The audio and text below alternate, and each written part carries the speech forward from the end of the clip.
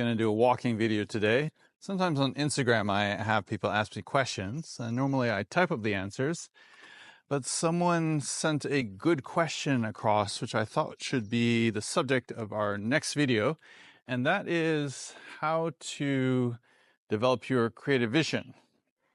And we know that having a unique creative vision is a requirement if you're going to have any hope of developing a full-time creative practice. You have to have something unique about what you're doing, some specialization, some way that you stand out.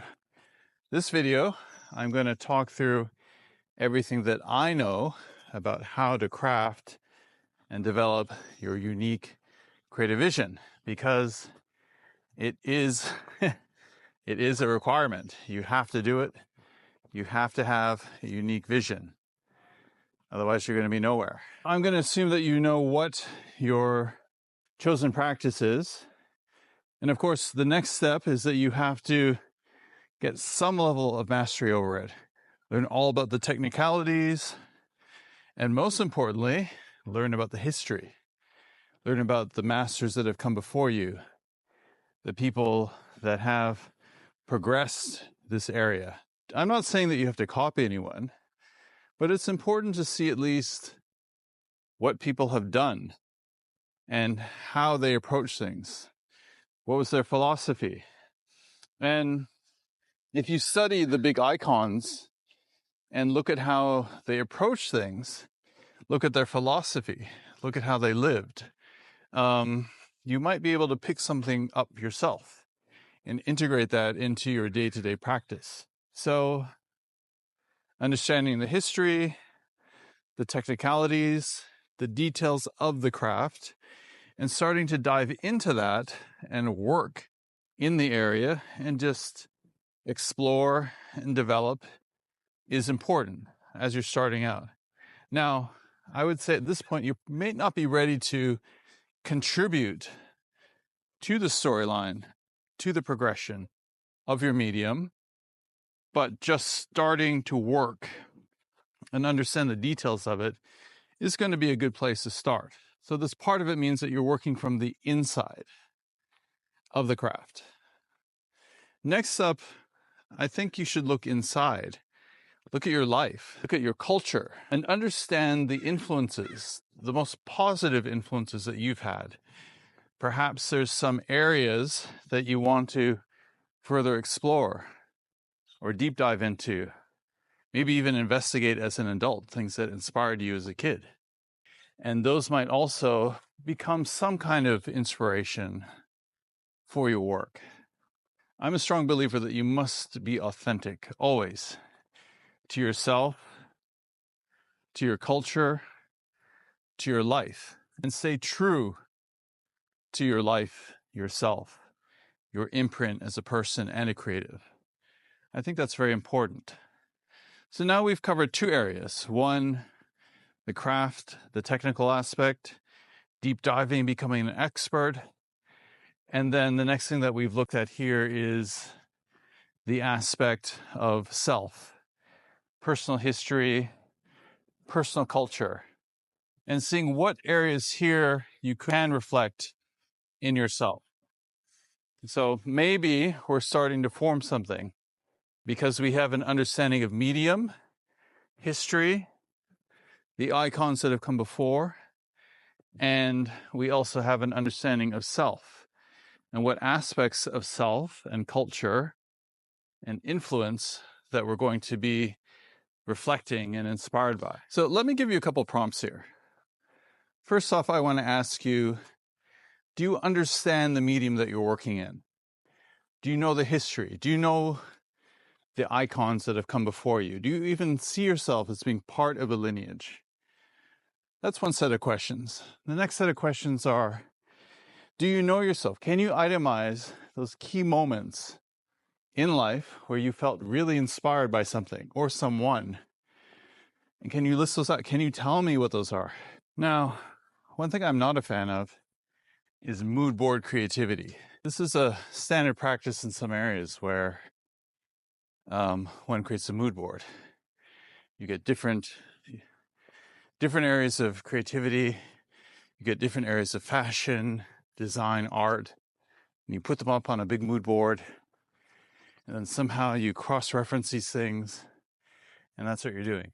And mood board creativity is something that, well, a lot of people do.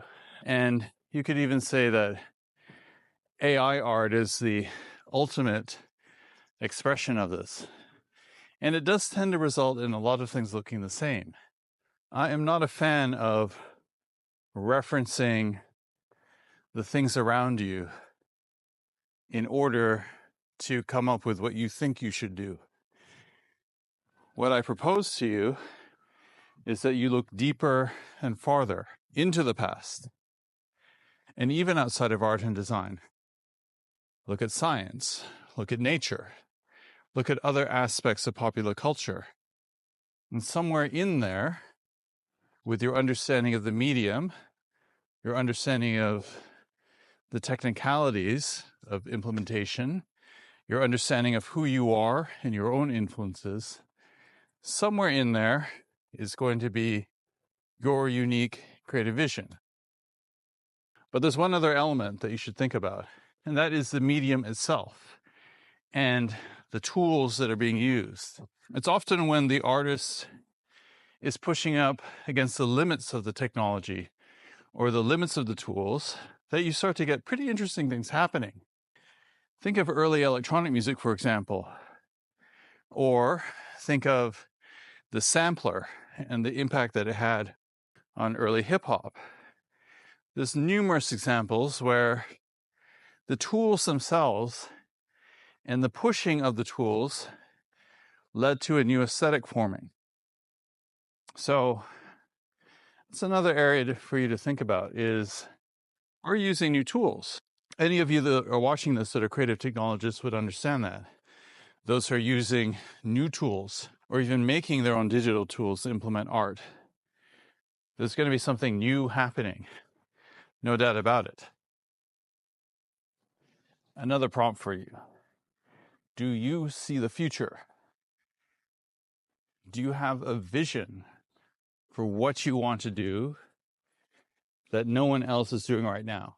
Whether it's understanding of a tool or the way that you see the world with your unique history, how you've grown up, how you live, your culture.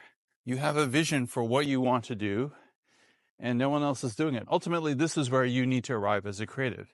You have to have this vision, and this vision is something that has not been done yet.